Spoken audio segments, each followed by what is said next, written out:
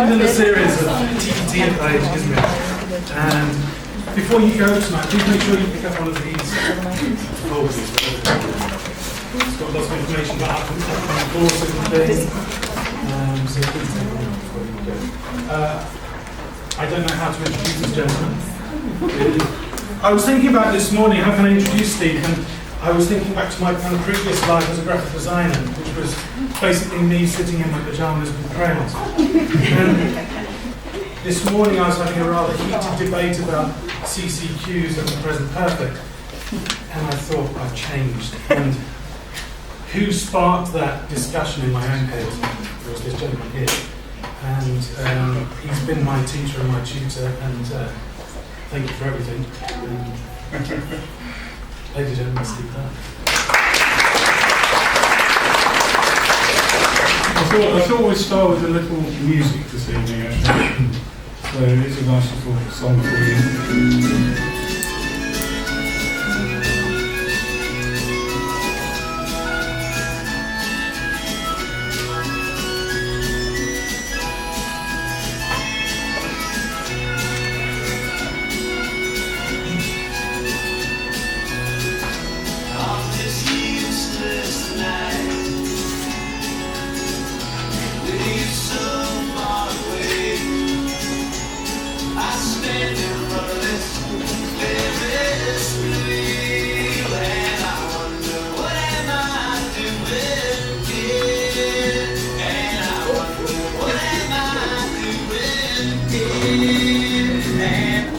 So there's a question for you.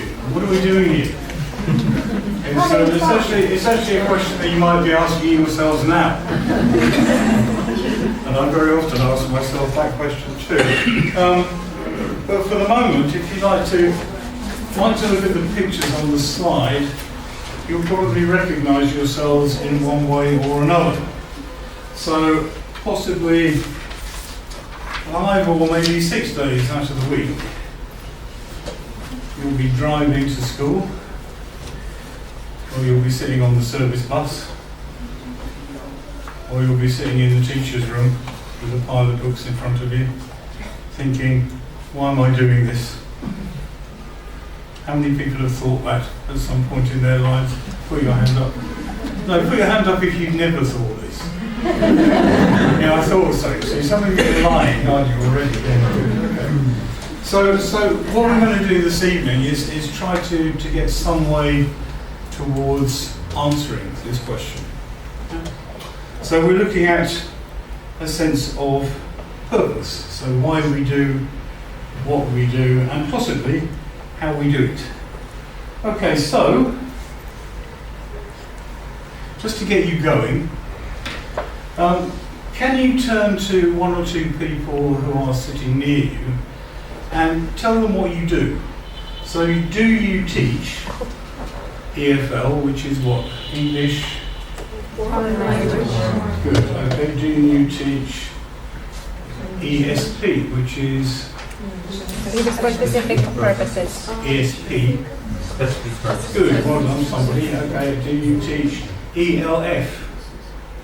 English as lingua franca. Well done, okay, we've got some people who do that. And do you teach in kindergarten? Do you teach in primary? Do you teach teens? Do you teach adults in some way?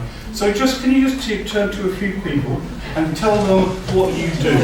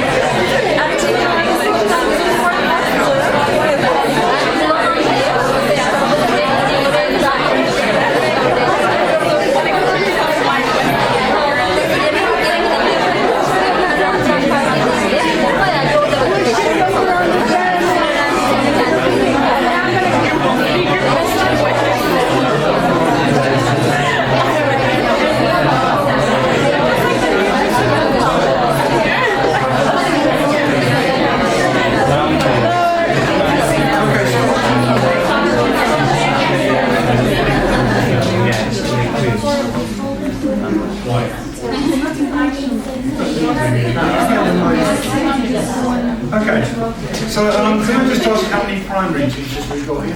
Stand up if you teach primary. You teach little people. Good, okay. How many people here teach teaching kids? Have we got any kindergarten teachers? Yes, we have, haven't we? I recognise a few. Very little people. What about teaching teens? Teenagers? Yeah, probably the majority. What about people who teach adults? Including university students, for example. Yes? Okay, that's good. Well, that gives me an idea. Is there anybody here? Is there anybody here who can tell me what all these acronyms mean? What do they all stand for? Shut up, Julie. Okay, anybody else? I know the last one. Anybody else? Because if you know them all, I'm going to give you a biscuit, okay? Come on then, very quickly, okay? I don't really need to dwell on this. English is a foreign language, English as a... Second language. English as... Well done, somebody said it, an additional language. Teaching English as an... international language. As a... Lingua franca. Good. Academic purposes. Excellent. Specific. Good. Content language. Content and language integrated learning. And here's the good one, here's the interesting one. Hope. Teaching English for no obvious reason. Well done. I see that you're familiar with that. In many cases, I suspect that this is what many of us do. But we'll come to that in a minute. Okay, the next thing I want you to do, I want you to be a little bit active. And you'll see that on the walls around the classroom there are some lists. You may have to move to see one. You can, that's fine. So these are the lists. So what I want you to do is to have a look at the list, and I'd like you to choose at least 2 reasons why you do what you do. So why do you teach? I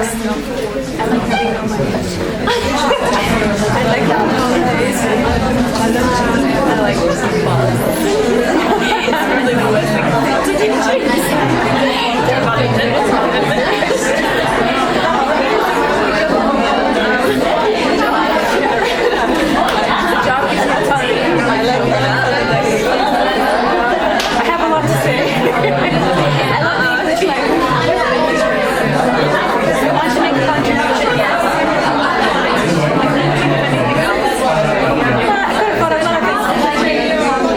Not quite a fight to do anything else. Didn't turn out. My mother, father was a teacher. None of mine, no. I like to show up when I know.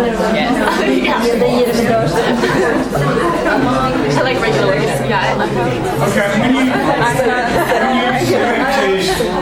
when you selected your 1, 2, or possibly 3 reasons for doing what you do, now again I want you to turn to some of the people sitting near you, and I'd like you to try and find somebody who has similar reasons. If you find somebody who has similar reasons, just shake them by the hand, okay?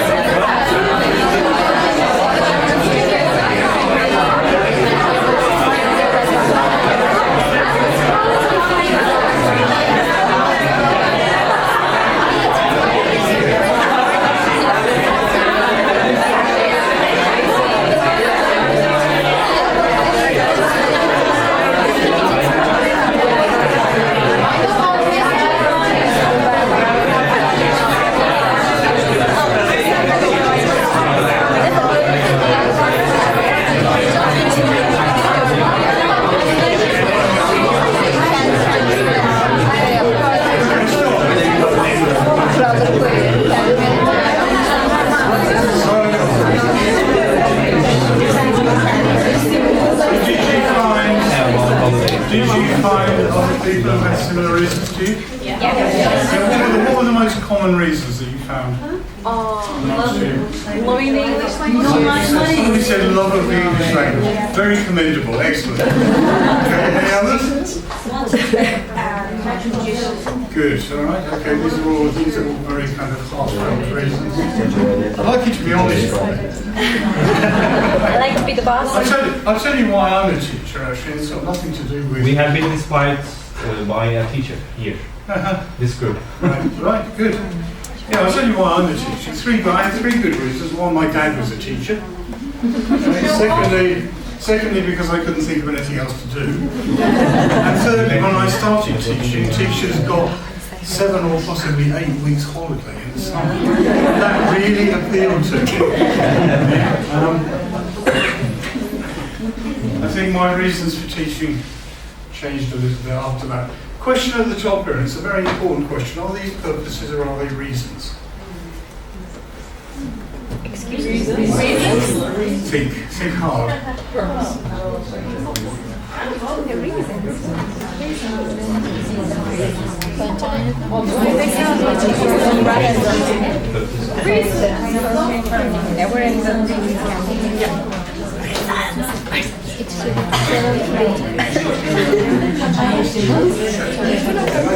Make sure one between two concepts.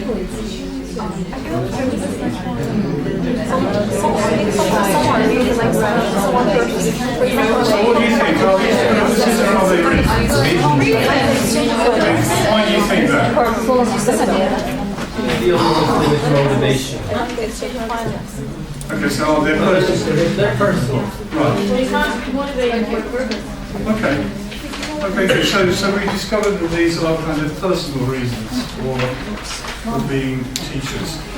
It's very important to make that distinction, the distinction between reason and purpose. And I'd like to go some way to uncovering that. The next thing that I'd like you to do is to take a piece of paper and on that piece of paper you can work in pairs, groups, individually, I don't mind. What I'd like you to do is to write down as many purposes as you can for teaching English to your students. At the bottom of this sheet you'll find a box. We like words in boxes, don't we? We love them. That's why we teach, because we like words in boxes. You can use some of these or anything else. So I'd like you to start your sentences in as many different ways as possible. Okay, so I teach English to my students because, I teach English to my students in order to, I teach English to my students so that. Okay, so start your sentences in as many different ways as you can and write down as many purposes as you can. And I'm going to give you 4 minutes.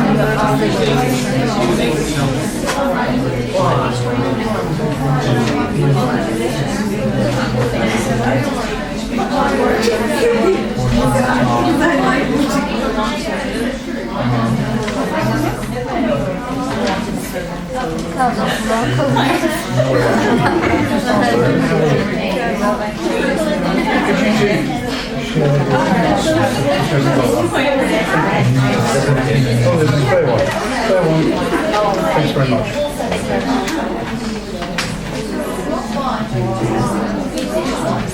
The fact that the Jews are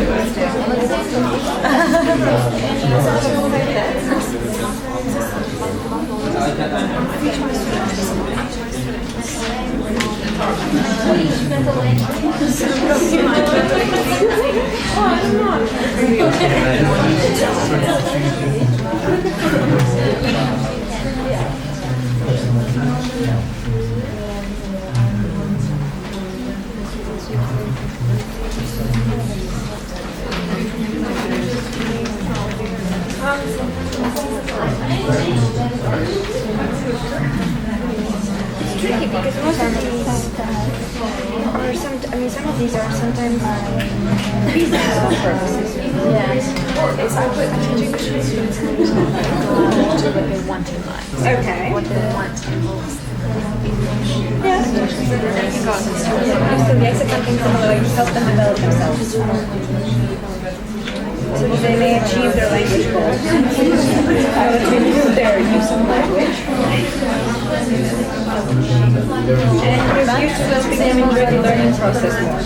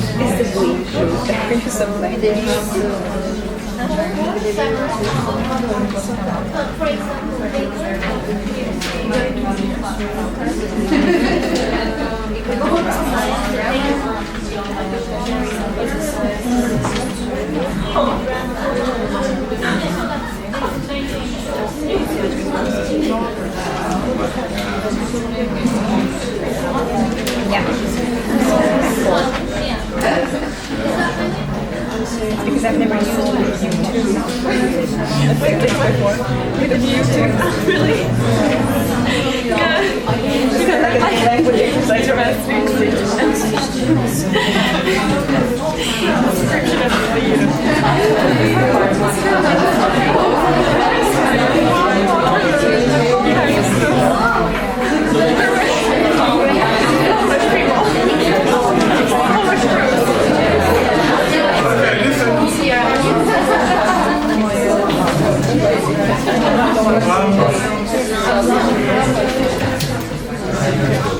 How many purposes have you written down? 3. 4.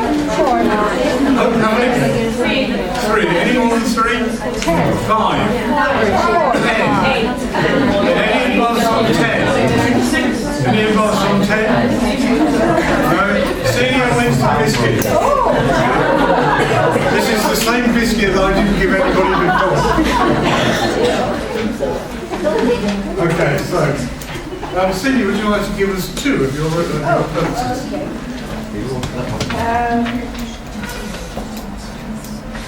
Because it brings me into contact with people of all ages and from all walks of life. Okay. And because their progress is a rich reward for both them and me. Okay. Thank you. Good. Anybody else like to contribute something? Right, you're all totally purposeless, are you? Oh, yes. I teach them because it teaches me a lot. Okay, all right, good.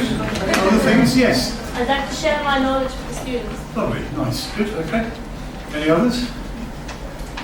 Yeah. I teach my students writing and presentation skills because they might be speaking in public and I want them to be confident and articulate. Great, thank you. Hold that thought. Any others? Yeah, Julie. I teach English to my students to help them develop themselves. Good. Okay, all right. Okay.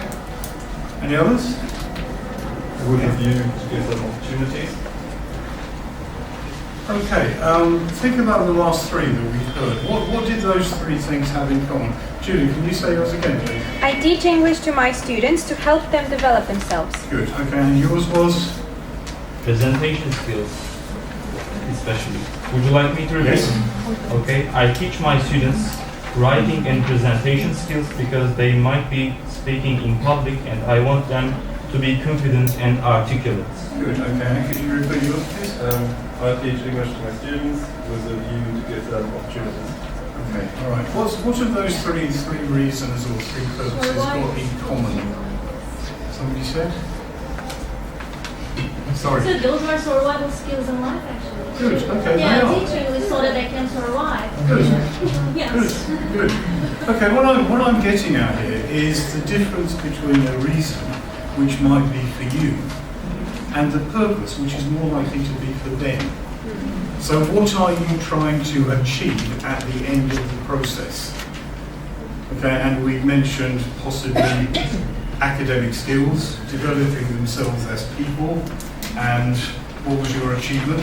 Opportunities. Opportunities for life, for the future. These are longer term, and it's a very important thing to remember, isn't it? The difference between a reason and a purpose is that a reason can be personal. It's for you, and it tends to be individual.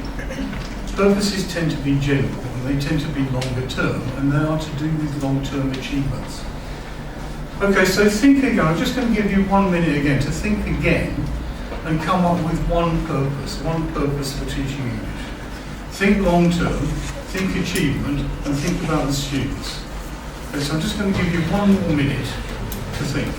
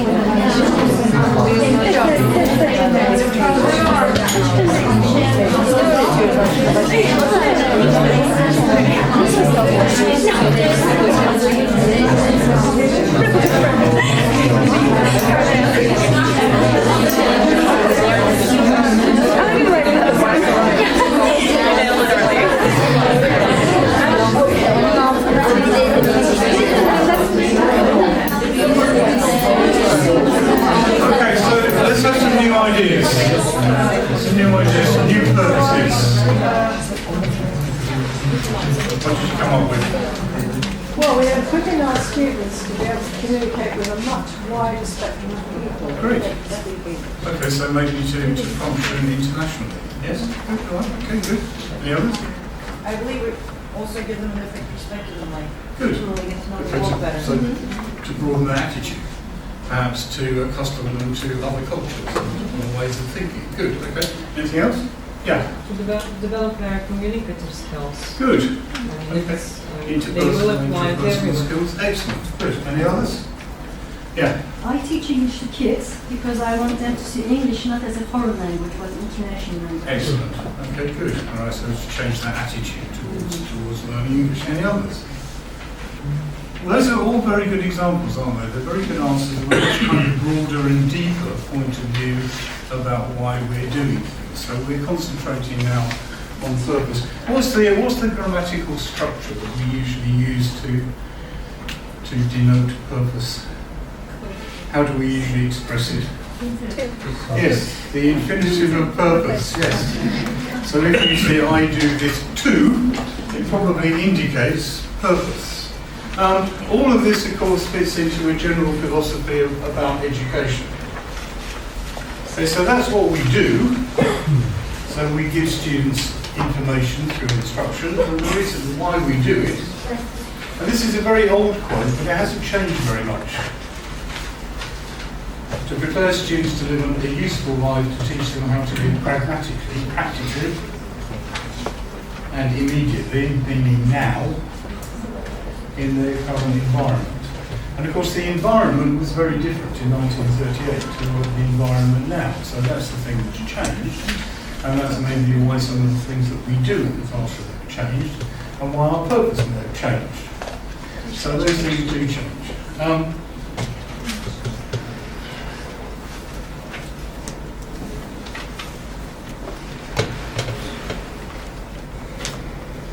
When I talk to teachers previously about the same thing, these are the three main reasons that they've come up with. And I suspect that if we had a long discussion about this, we would come up with the same things. To prepare students for life, so that's long-term learning. Prepare students for academic study, and that applies particularly, of course, to teachers who are working at the universities. And to prepare students for an exam, which is something that we all do at some time or another, isn't it? Yeah? What I'd like you to do now, I'd like you to have a little bit of a discussion, and you can perhaps combine yourselves into groups of 4 or 5. And I'd like you to discuss if these 3 purposes are compatible. So think about it. So if we want to prepare students for life, can we teach them in the same way and using the same methods as we would if we were teaching them to prepare for an exam? Or preparing them to teach for faculty in the university. So can you just talk to each other for about 4 or 5 minutes about how these things might be different?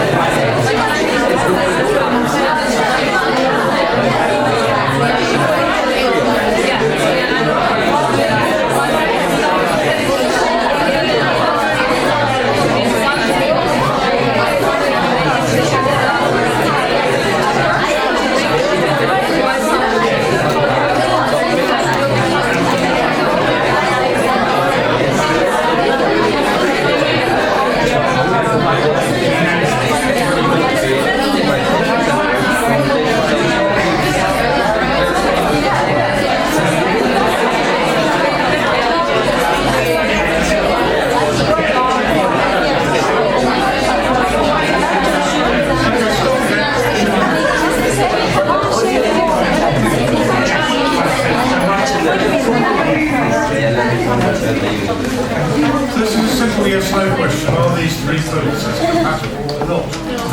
Everybody's doing no. Depends. Anybody think yes? Yeah, we think it's possible. Let's deal with no first. Why not?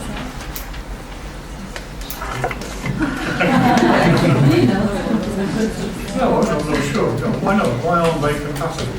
I think they're not compatible in terms of teaching methods. They're all compatible in terms of exams are part of life, academic studies are part of life. Yeah. But you're going to use very different methods to help a student cram for an exam than teaching communicating skills. Okay. So difference in terms of methodology. Fair enough. Anything else? Any other reasons why they're not compatible? I think it's very important students' purposes as well. If they just want to pass their exam, why should they learn English as a life survival business? Fair enough.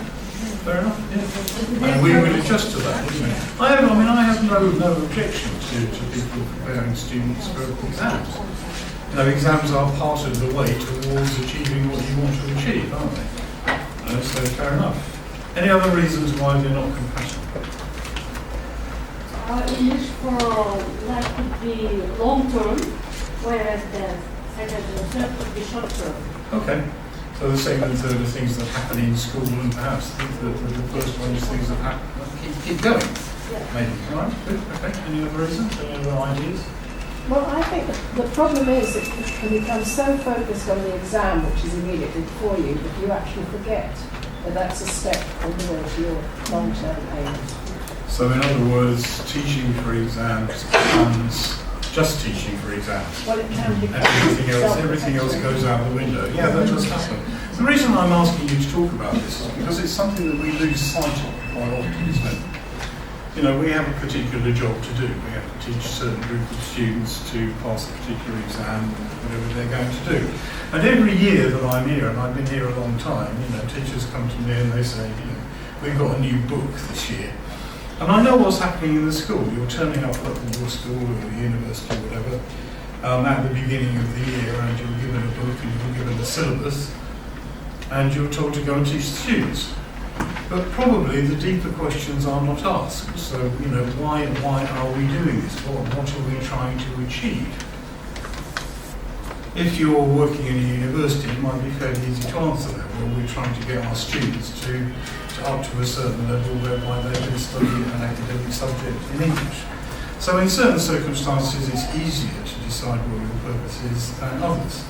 But I would generally agree that the purposes are not compatible, and they're not compatible, you're absolutely right, in terms of methodology, but also in terms of the content of what we teach.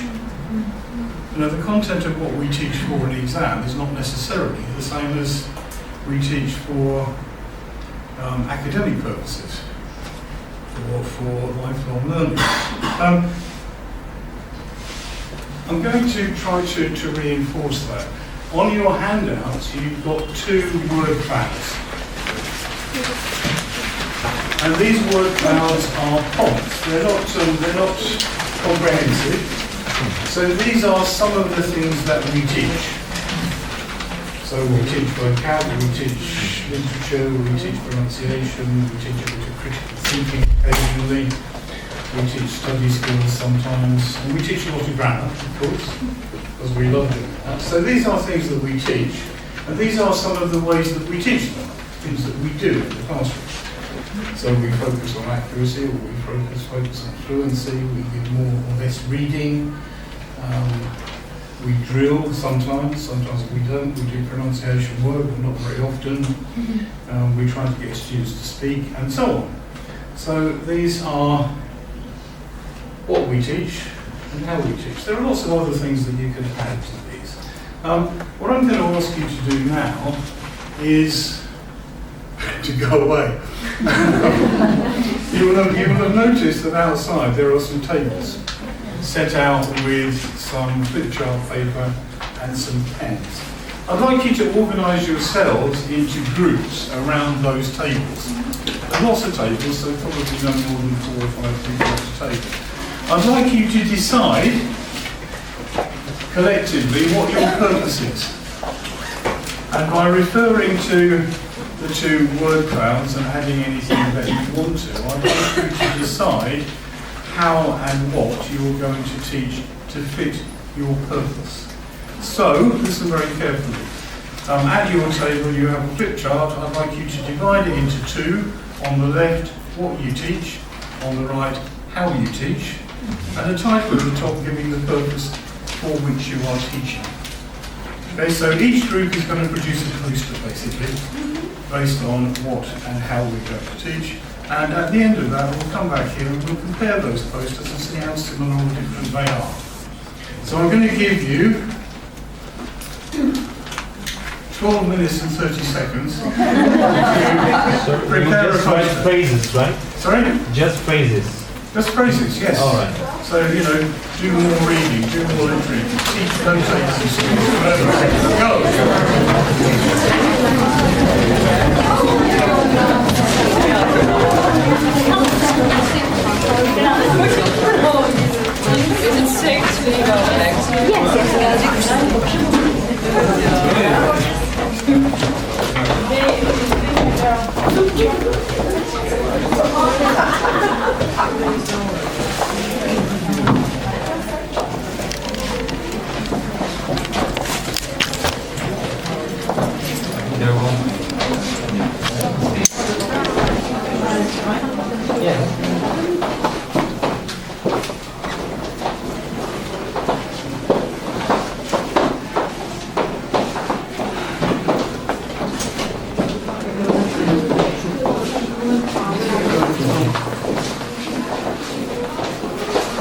Please, please.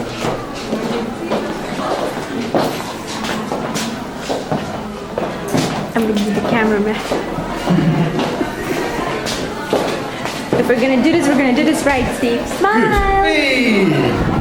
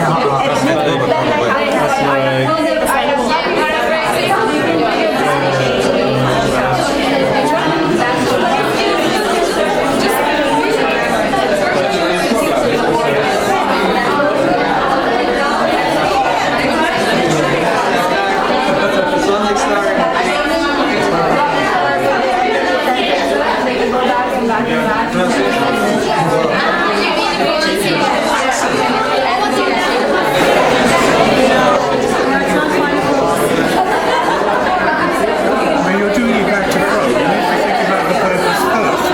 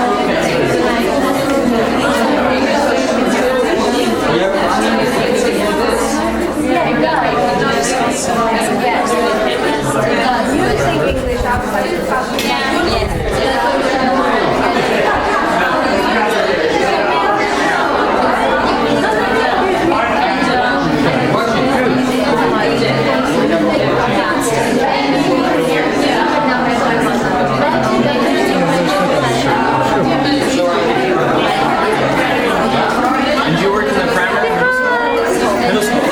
And how was it? I never went to the drama competition. Did you go well? Where are you from?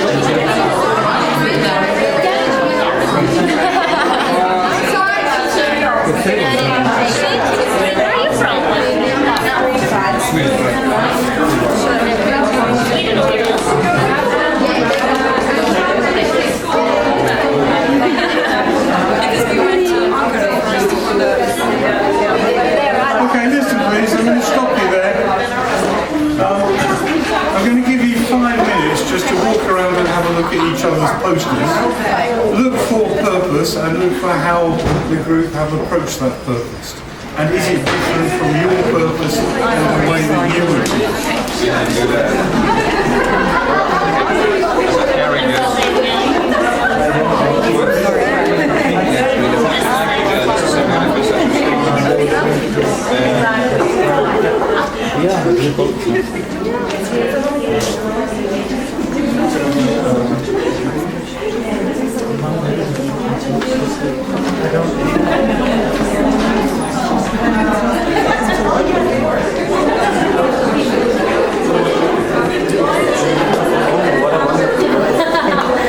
That's my favorite. This one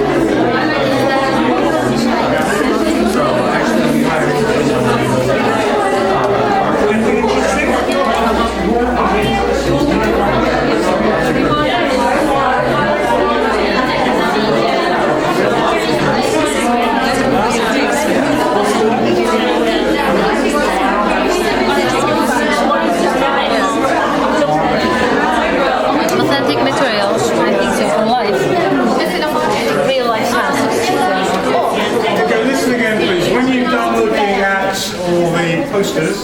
Can you go back into the room, please, and we'll just wrap up for a couple of minutes, okay?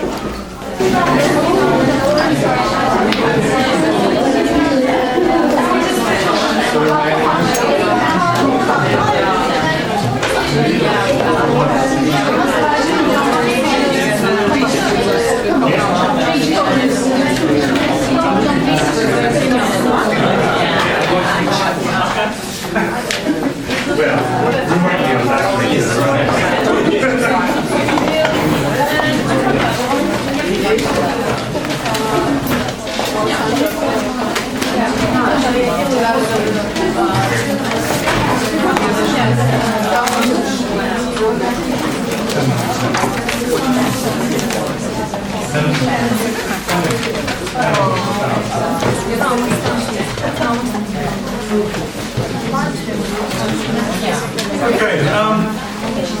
let's try to draw a few conclusions to from what we've done.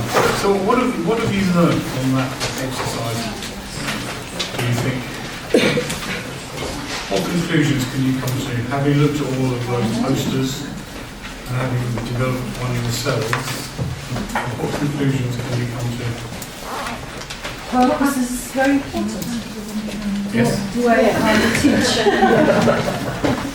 Yeah, so what do we do first? Do we decide what we teach, how we teach, or what the purpose is first? Absolutely. Yeah, you can't decide what you're going to teach or how you're going to teach it until you decided why you're teaching.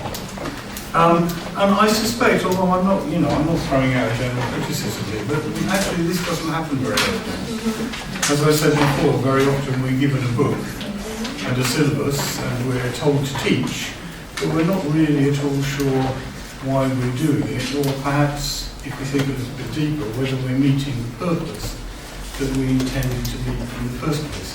So perhaps it's something that you can go away and talk about amongst yourself.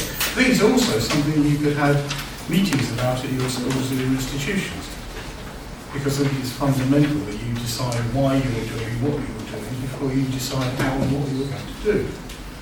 Would you agree with that? Yes. Yeah, I think so. So I think it's something that could be productively done. Does anybody have any questions or comments? No? Yeah. Can we put in one lesson, like, let's say, students for academic study and students for life? I mean, to combine these two purposes in one lesson. Because usually we, for example, when we are teaching grammar, we try to put it in practice then later, and we try to teach them language for life then at the end of the lesson. This is something that I noticed when I was looking at your posters. And some people are beginning to realise that, yeah, we can combine these to a certain extent. And as you say, if we're teaching grammar, we can provide real-world context for the language, and we can provide real-world tasks for students to practice the language in, which of course will go towards lifelong learning skills. Many of you chose the purpose for life, which is a very sensible thing to do, because I think that's what we're trying to do.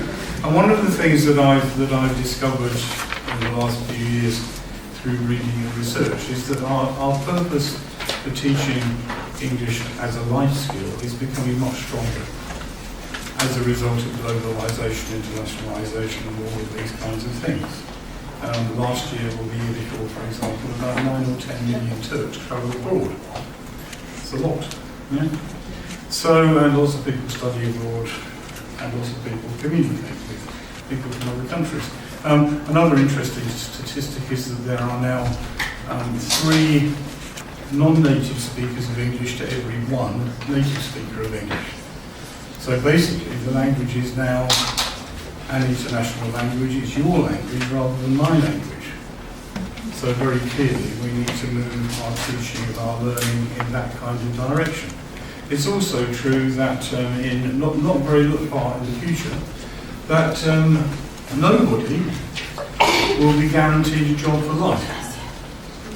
Unfortunate fact, but it's true. Maybe in 20, 25 years, so maybe not your kids, but their kids are going to be affected by it. So what we will need to produce in the future are people who are a lot more flexible and able to be retrained.